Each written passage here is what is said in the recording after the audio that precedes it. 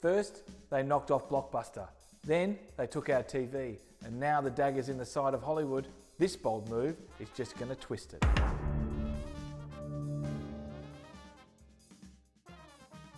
In the early months of the pandemic, Netflix really ushered the time by. They gave us The Last Dance, Ozark, and in case you needed another reminder how cooked America is, we let Joe Exotic inside our homes. Now this is the kind of movies we're going to make here, okay? Woo! The pandemic has been good for Netflix. Subscriptions are up by 16 million, totaling now 182 million subscribers worldwide. But their pole position in the streaming wars is under attack. Amazon, Apple, Disney, Hulu. Aussies, don't worry about Hulu. It should come here soon enough. But it's hot competition. As you can see here, Netflix spends more on content than any of its competitors.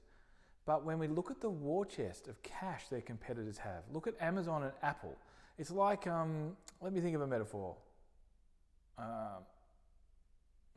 So what is the bold move which could win Netflix's streaming wars? I say they go from the living room to the box office and buy cinemas.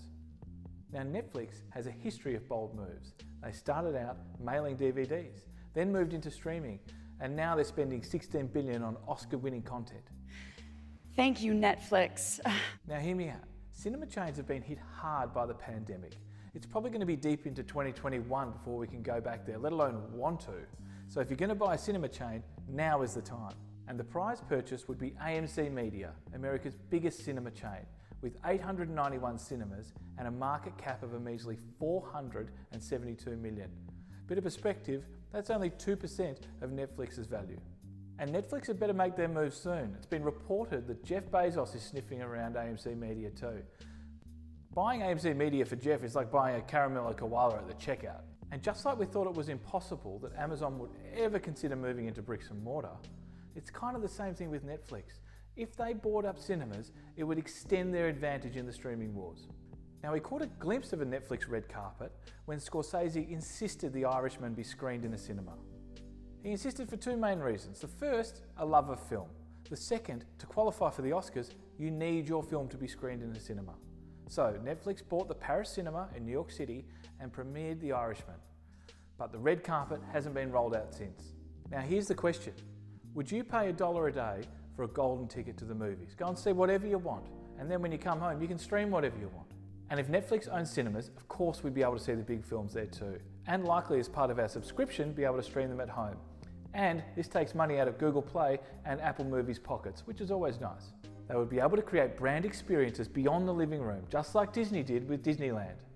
And in hindsight, Walt's bold move in 1955 has paid off.